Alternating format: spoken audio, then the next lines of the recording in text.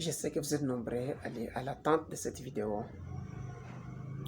Bonjour. Bonjour. La salutation, c'est le simple signe de la politesse. Et avant toute chose, on doit commencer par se saluer. Je vous ai toujours dit que mon nom c'est Martin Mukanda pour ceux qui ne me connaissent pas encore. Pour vous qui me connaissez, vous n'avez pas besoin de vous plaindre de ce que je me présente toujours. J'ai toujours dit que si tu veux de la grandeur, si tu aspires à la grandeur, tu dois te préparer à être à la hauteur. Ce n'est pas moi qui l'ai dit, je l'ai aussi tiré de quelque part. Si tu aspires à la grandeur, tu dois te préparer à être à la hauteur. L'humilité, c'est le plus petit et c'est le point de départ dans la liste des caractères ou des caractéristiques qui manifestent en soi la bonne moralité, l'humanisme et le christianisme épanoui. Il n'est pas à démontrer et il n'est pas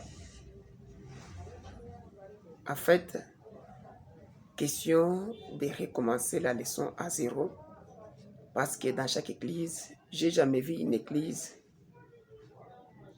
petite ou grande soit-elle, qui enseigne aux gens d'être hautains, d'être vantards, d'être quelque chose autre que ce qu'enseigne la Bible et l'humilité. L'humilité, c'est un caractère qui nous fait voir les autres comme étant plus grands, plus sages, plus connaisseurs, plus importants que nous. Mais hélas, aux yeux de ceux à qui nous nous présentons en tant que tels, ils ne nous prennent pas pour des lâches. Mais c'est rare de nos jours de voir les hommes humbles, parce que l'humilité en soi, c'est l'un des caractères les plus ridicules. Il n'est pas du tout raisonnable aux yeux de ceux qui sont hautains de comprendre qu'un humain peut être humble et faire quelque chose. Mais en soi, l'humilité, c'est l'une des clés de la hauteur. Un homme humble, à le voir et à comprendre son entourage, reste toujours le plus puissant de tous les hommes. Si vous essayez de vérifier en arrière, vous comprendrez que Jésus, lui qui est quelque chose pour cette humanité, mais dans son histoire, il s'est laissé traîner dans la boue afin d'obtenir quelque chose de très grand. Et j'ai vu les hommes humbles vaincre toujours sur les hautains et sur les autres qui se croyaient être plus grands ou plus puissants que les autres. Dans ma vie, je garde un bon témoignage d'un certain monsieur que je connais. C'était à l'arrêt, comme ici chez nous au Congo, vous savez ce qui se passe au niveau des arrêts.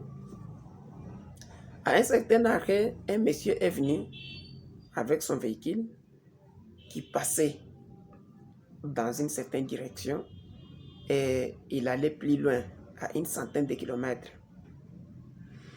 Mais comme il était à court de carburant, il a pensé qu'il pouvait stationner au niveau de l'arrêt, appeler quelques clients, de quelques passagers qui pouvaient monter afin qu'ils puissent percevoir cet argent et s'approvisionner en carburant. Vu que sa situation était un peu lamentable à ce moment-là. Mais il n'était pas quelqu'un de moindre parce que j'ai vu après. Le monsieur s'étant stationné, il a parlé aux passagers et il y a eu quelques-uns qui se sont empressés pour monter à bord. Et comme vous savez, le comportement de nos frères africains qui sont dans des arrêts, l'un d'eux s'est précipité pour aller attaquer le monsieur. Il lui a dit non, tu ne peux pas prendre des passagers ici à notre arrêt aussi longtemps que tu n'es pas enregistré. Le monsieur a tenté de lui fournir des explications, les motifs qui lui ont poussé à récupérer ses clients, ses passagers, mais le dernier n'a pas voulu comprendre ou accepter. Il n'a même pas voulu prêter son attention à cela. Parce que sur cet arrêt, c'est lui qui était réputé dans des bagarres, dans des insultes et dans des mauvaises pratiques. Malgré les efforts, malgré les appels à la compréhension, malgré que les nouveaux pouvaient intéresser plusieurs personnes à ce qu'ils puissent prendre sa place, le monsieur restait catégorique. L'homme a compris que ce n'était pas nécessaire de se lamenter. Il est entré dans sa voiture. Il a formé les portières avec quelques passagers qui étaient à l'intérieur. Il a démarré pour partir, mais le monsieur s'est précipité sur lui. Comme la vitre était baissée, il lui a tenu au col de sa chemise. L'homme lui a demandé pardon. Il est descendu de la voiture. C'est agenouillé, mon frère, pardonne-moi. Si seulement j'ai offensé de m'être arrêté ici, ce que je ne peux faire et que n'est autre que de demander pardon. Imaginez, grand qu'il était, il s'est agenouillé pour demander pardon à ce monsieur-là qui était, en quelque sorte, je ne sais pas comment on les appelle, les agents de l'arrêt ou comment. Ils ne sont pas agents de l'État. Ce sont juste des ivrognes, un peu de gens, des peu de morale qui se tiennent là à cause de la force musculaire ou bien à cause de la force verbale. Ils tiennent aussi en possession certaines personnes. L'homme a demandé pardon, mais le dernier ne l'a pas écouté. Il a lâché ses cols. En montant dans la Jeep, dans sa voiture, le monsieur a lancé une gifle qui l'a bien eu à la joue. L'homme est descendu de sa voiture. Il lui a encore demandé « Pourquoi tu m'as giflé ?» Il a encore lâché une autre. Le monsieur a dit « Tu veux me voir réagir ou bien c'est comment ?»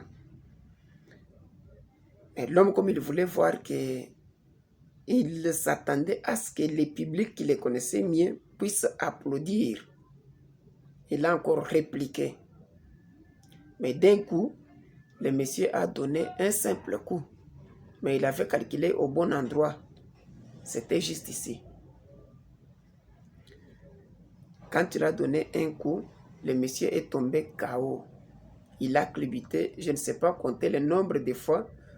Comme la route asphaltée était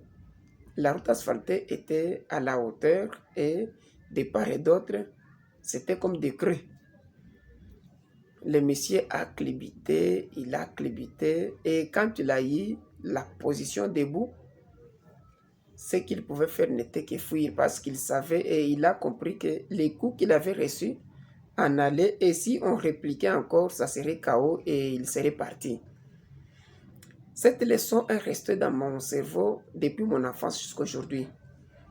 Je vous dis, mes chers amis, l'humilité, c'est une arme, c'est une puissance. Dans l'homme humble, Dieu ajoute toujours des vertus, que ce soit de manière spirituelle ou de manière physique. Il prend toujours de la hauteur. Mais il est déplorable aujourd'hui que dans les chrétiens, même dans les prédicateurs de l'évangile, dans les enseignants de la parole, on ne trouve pas cette vertu. Je me souviens, un jour, j'étais sur mon poste de travail.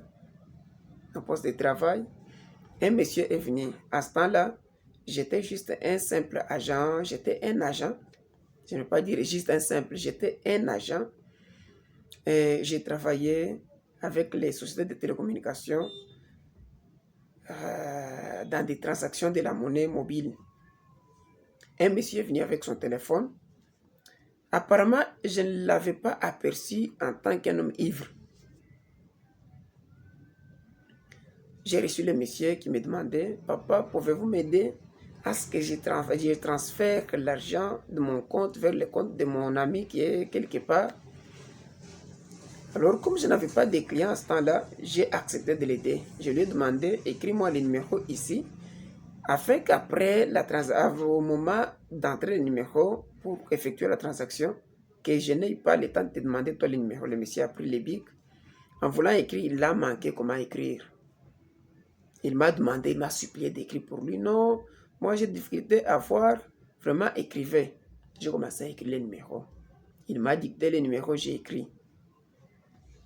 Ayant écrit les numéros, le monsieur me remet le téléphone, alors j'initie la transaction, tout est fait prêt. Il a retiré aussi son argent sur mon compte, je lui ai remis l'argent, il est parti. Après 1 heure, quelques minutes, il revient pour me dire, non monsieur, l'homme me dit qu'il n'a pas reçu l'argent. Comme ce n'était pas moi l'initiateur de la transaction à partir de mon téléphone, je lui ai dit, papa, pour un tel cas, ce n'est pas moi qui peux le vérifier. Mais sinon, je peux vous aider. Appelle-le, dis-lui qu'il a reçu l'argent. Parce que quand j'ai envoyé, je t'ai donné même le nom, tu as dit oui, c'est lui. Le monsieur est parti. Il est revenu. Quand il est revenu encore avec le même cas, je lui ai donné la même réponse. Il est allé. Il est rentré encore. Et quand il est revenu, alors quelque chose m'est venu à l'esprit de vérifier sur son compte et voir s'il y avait quelque chose. Je lui ai dit non. Donne le numéro d'abord. Ayant vérifié le numéro, on a trouvé qu'il avait fait une erreur. Il avait donné les numéros avec un chiffre qui manque. Donc, avec une confusion d'un chiffre. À la place de 9, lui avait donné 0 quelque part. Alors, c'est ce qui avait embrouillé la transaction. Je lui ai montré la situation. Oh, cela a dégénéré. Les insultes, comme vous n'avez pas l'idée. Mais quelque chose me disait toujours, n'oublie pas que tu es chrétien. N'oublie pas que tu es chrétien. Pendant qu'il a commencé à m'insulter, j'étais très calme. J'ai gardé mon sang-froid, calme, comme si de rien n'était. Il a parlé, il a dit des histoires, comme vous n'avez pas l'idée. Et par contre, comme il a trouvé que je ne faisais aucun cas de ce qu'il a dit, le monsieur s'est permis de venir me saisir dans l'école. Je lui ai dit, papa, je n'ai aucun problème avec toi. Entre moi et toi, là, on ne se connaît pas. Ce que moi j'ai fait, ce n'est que t'aider. Ce n'est même pas que tu m'as remis ton argent, que j'ai effectué la transaction sur mes propres outils, sur avec mes propres téléphones. C'est ton téléphone, c'est un numéro que toi tu as donné. Tu as manqué comment l'écrire, c'est pourquoi tu m'as supplié de l'écrire à ta place. Tu as dicté les numéros. Avant de transférer l'argent, je t'ai reposé la même question de savoir si les numéros étaient les mêmes que tu avais dictés par 3 fois. Et tu as affirmé. Mais où est mon problème dedans? Les messieurs, comme si cela ne suffisait pas, il est arrivé à un certain où il s'est permis de tourner derrière moi et me donner une gifle. Quand il m'a donné la gifle, à moi, je sentais toujours une fraîcheur, une tempérance à l'outrance. Du coup, mon entourage, de part et d'autre, qui ont vécu, qui ont subi la situation, qui ont vu la situation du début à la fin, se sont précipités sur les messieurs. Les jeunes garçons, les voisins, les jeunes se sont saisis de la personne et ils lui ont administré des coups au point où moi-même j'ai plaidé pour lui. Et subitement, je vois un pasteur, l'homme que j'ai respecté par moment, des chrétiens, quelqu'un qui a sauté sur moi pour dire, mais ça vraiment c'est la lâcheté. L'humilité, oui, mais pas à cette dimension où un ivrogne peut sauter et te donner une gifle derrière toi. J'ai dit oui, c'est arrivé. Mais par la suite, le monsieur, il y a quelqu'un qui a appelé à l'intervention il a été conduit jusqu'au poste de la police. Et quand j'ai été appelé là, je suis arrivé, j'ai dit à l'OPJ, cher monsieur, je n'ai rien perdu. Le monsieur m'a posé la question, on nous a dit que tu as été lâché, tu as reçu une gifle. J'ai dit oui, j'ai reçu une gifle, mais il n'y a même pas ni blessure, il n'y a même pas quelque chose qui s'est passé. Je n'ai même pas perdu mon argent ou quelque chose. Donc ce que je peux vous dire, c'est quoi? Le monsieur a troublé l'ordre public. C'est à vous, l'État, la justice, de faire votre travail. Mais moi, je ne réclame rien à lui ou à vous. Je n'ai perdu rien, je ne réclame rien, je ne me plains de rien. Ce que je sais que ce qu'il vient de s'aimer, il y aura un temps où il va s'aimer de ce qu'il a sémé, où il va récolter de ce qu'il a sémé. C'est juste ça. C'est vrai, oui. Bon, écris-nous cela pour que nous sachions que ce que tu as dit, c'est la vérité. J'ai pris une note, on m'a donné les papiers, j'ai désisté. J'ai écrit à ma responsabilité de dire que non, non, je n'ai rien à reprocher, à demander à ce monsieur. Il m'a frappé, mais au nom de Jésus, je laisse tout et je vais à ce qu'il puisse changer dans les jours à venir. Je vous dis l'humilité, le monsieur là-bas a subi autant de moi et a payé quelque chose. Donc, l'humilité, c'est quelque chose que nous devons cultiver. C'est que tu dois cultiver. Je t'ai donné mon témoignage, je donne le témoignage de quelqu'un d'autre. C'est afin que tu comprennes que Dieu agit et il y a des moments qui arrivent où tu dois te comporter en tant que tel. Je suis Martin Mukanda. Pour vous qui ne vous êtes pas encore abonnés sur cette chaîne, priez de le faire. Que Dieu vous bénisse. À la prochaine.